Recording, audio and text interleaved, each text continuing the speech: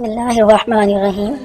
ایک عورت کے مقدر میں 15 تکالیف لکھ دی گئی ہیں۔ وہ کون سی تکالیف ہیں جانتے ہیں اس ویڈیو میں۔ روایت میں آتا ہے کہ حضرت اما حوا علیہ السلام نے جنت میں جب منع کیے ہوئے پھل کو کھا لیا تو اللہ تعالیٰ نے ان کی نسل سے عورتوں پر 15 تکالیف مسلط فرما دی۔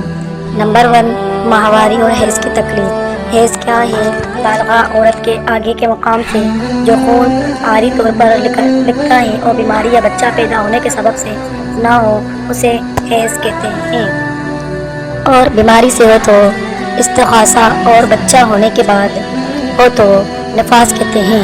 حیض کی مدت کم سے کم 3 دن 3 راتیں یعنی پورے 72 گھنٹے 1 منٹ بھی اگر کم ہے تو حیض نہیں، اور زیادہ سے زیادہ 10 دن 10 راتیں ہیں۔ نمبر 2، پیدائش کے وقت درد زا۔ اس درد کی شدت کو یوں سمجھ لیجئے کہ ماہرین کے مطابق ایک نارمل انسان جس قدر درد کی زیادہ سے زیادہ شدت برداشت کر سکتا ہے اور جس شدت میں ایک نارمل انسان کی موت واقع ہو سکتی ہے، اس سے 4 گنا زیادہ شدت کا درد ایک خاتون بچہ پیدا کرتے وقت سہتی ہے۔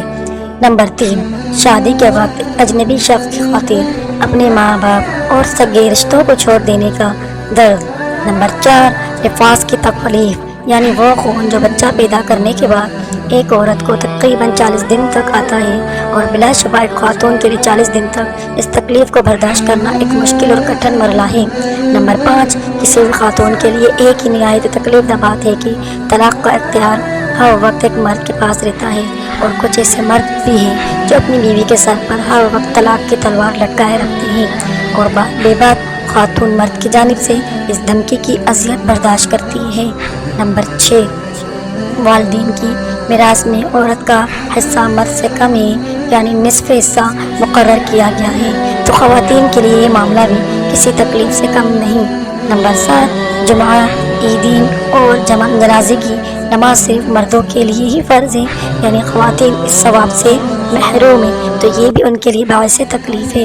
حضرت ابو سعید خدری رضی اللہ تعالیٰ عنہ بیان کرتے ہیں کہ رسول اللہ صلی اللہ علیہ وآلہ وسلم عید الاضحیٰ یا عید الفطر میں عیدگاہ تشریف لے گئے۔ وہاں آپ صلی اللہ علیہ وآلہ وسلم عورتوں کے پاس سے گزرے تو فرمایا، اے عورتوں کی جماعت، صدقہ کیا کرو، کیونکہ میں نے جہنم میں زیادہ تم ہی کو دیکھا ہے۔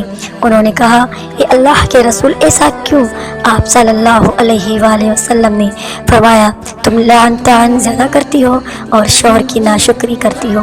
میں نے عقل اور دین میں ناقص ہونے کے باوجود تم عورتوں سے زیادہ کسی کو بھی ایک عقل مند اور تجربہ کار آدمی کی عقل کو خراب کر دینے والا نہیں دیکھا۔ عورتوں نے عرض کیا کہ ہمارے دین اور ہماری عقل کی کیا کمی ہے؟ اے اللہ کے رسول، آپ صلی اللہ علیہ وآلہ وسلم نے فرمایا، کیا عورت کی گواہی مرد کی آدھی گواہی کے برابر نہیں ہے؟ انہوں نے کہا، جی ہے۔ آپ صلی اللہ علیہ وآلہ وسلم نے فرمایا، بس یہی اس کی عقل کی گئی ہے۔ کیا ایسا نہیں ہے کہ جب عورت حائضہ ہوتی ہے تو نہ نماز پڑھ سکتی ہے نہ روزہ رکھ سکتی ہے؟ عورتوں نے کہا، ایسا ہی ہے۔ آپ صلی اللہ علیہ وسلم نے فرمایا، یہی اس کے دین کی کمی ہے۔ نمبر 8، مرد ایک وقت میں 4 عورتوں کو اپنے ساتھ نکاح میں رکھ سکتا ہے، جبکہ عورت ایک وقت میں صرف ایک ہی نکاح کر سکتی ہے۔ حضرت علی رضی اللہ تعالیٰ عنہ کے عہد خلافت میں عورتوں کی ایک جماعت دینی علماء کے پاس پہنچی اور اس مسئلے کے متعلق دریافت کیا کہ کیا وجہ ہے کہ عورت ایک وقت میں 4 نکاح کرنے کی اجازت نہیں دی گئی، جبکہ مرد کو ایک وقت میں 4 نکاح کرنے کی اجازت دی گئی ہے۔ کوئی بھی عالم دین اس مسئلے کا تسلی بخش جواب نہ دے سکا، تو یہ معاملہ حضرت علی رضی اللہ تعالیٰ عنہ کے پاس پہنچا۔ حضرت علی رضی اللہ تعالیٰ عنہ نے خواتین کو اپنے پاس بلوایا اور ان کے سامنے ایک غلام کو بلوایا اور اسے پانی سے بھرا ایک کٹورا لانے کا حکم دیا۔ حکم کی تعمیل کی گئی۔ حضرت علی رضی اللہ تعالیٰ عنہ نے اس غلام سے فرمایا کہ ان عورتوں میں سے 4 خواتین کے پاس موجود پیالوں میں اپنے کٹورے سے پانی ڈالے۔ ایسا ہی کیا گیا۔ پھر جب حضرت علی رضی اللہ تعالیٰ عنہ نے خواتین سے کہا کہ اس غلام کا پانی اس کٹورے میں واپس ڈال دیا جائے، تو خواتین نے فوراً اپنے اپنے پیالے میں موجود پانی اس غلام کے کٹورے میں واپس ڈال دیا۔ اب حضرت علی رضی اللہ تعالیٰ عنہ نے 4 غلاموں کو حکم دیا کہ ان کے پاس جو کٹورے موجود ہیں ان میں سے کسی بھی ایک خاتون کے پاس موجود پیالے میں تھوڑا تھوڑا پانی ڈال دیں۔ ایسا ہی کیا گیا۔ اب حضرت علی رضی اللہ تعالیٰ عنہ اس خاتون کی جانب متوجہ ہوئے اور اسے حکم دیا کہ اس پیالے میں موجود پانی کا جو حصہ جس مرد سے لیا گیا ہے اسے واپس کر دیا جائے۔ خاتون نے عاجزی کا اظہار کیا۔ تب حضرت علی رضی اللہ تعالیٰ عنہ نے فرمایا کہ جب ایک سے زیادہ مرد کسی خاتون سے نکاح کریں گے تو کیسے معلوم ہو سکتا ہے کہ ہونے والی اولاد کی نسبت کس مرد سے ہے؟ سبحان اللہ۔ اور کیونکہ اسلام میں اولاد کا نسب مرد سے ہے، یعنی اولاد کی پہچان اس کے باپ سے ہے، اس لیے پورا نظام نسل انسانی تباہ ہو جائے گا۔ لہٰذا فرمایا کہ ایک خاتون ایک ہی وقت میں صرف ایک ہی مرد سے نکاح کے رشتے میں منسلک رہ سکتی ہے۔ نمبر 9، عورت کا اعتکاف میں صرف اپنے گھر میں ہی ہو سکتا ہے، مسجد میں نہیں۔ نمبر 10، جیسا کہ اوپر ذکر کیا ہے کہ 2 عورتوں کی گواہی ایک مرد کے برابر ہے، تو یہ عمل بھی یقیناً خواتین کے لحاظ سے تکلیف یہ ہے کہ اس کی گواہی ایک مرد کی گواہی کے بنسبت آدھی شمار کی جاتی ہے۔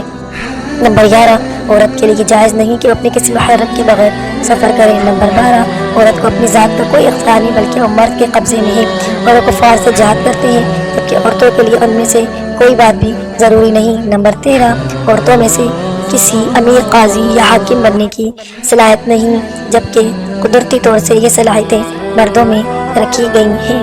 نمبر 14، بدکار عورتوں میں سے ہر ایک کو قیامت کے دن آدھی امت کے برابر عذاب ہوگا۔ استغفر اللہ۔ نمبر 15، طلاق کے بعد یا خاوند کے وفات پا جانے کے بعد ایک خاتون پر عدت کے 4 ماہ اور 10 دن فرض کیے گئے ہیں۔ عدت پوری کیے بغیر کوئی خاتون دوسرا نکاح نہیں کر سکتی۔ محترم ناظرین، اللہ عز و جل نے جب عورتوں کے لیے یہ حد مقرر فرما دی تو اپنے خاوند کی زوجیت میں 4 دیواری کے اندر رہنے والی خواتین کا مقام اور مرتبہ بھی بلند فرما دیا، اور بیان کی گئی حدوں کے اندر رہتے ہوئے خواتین کے لیے بے پناہ اجر و ثواب مقرر فرما دیا گیا ہے۔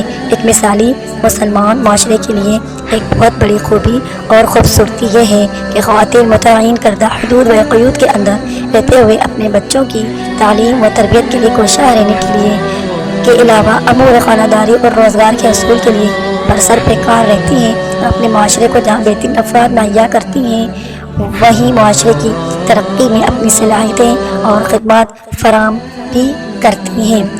تو اگر آپ کو ہماری یہ ویڈیو اور یہ نالج اچھی لگی ہو تو ہمارے چینل کو لازمی سبسکرائب اور لائک کر دیجیے گا، اور کمنٹ باکس میں لازمی کمنٹ کیجیے گا۔ جزاک اللہ۔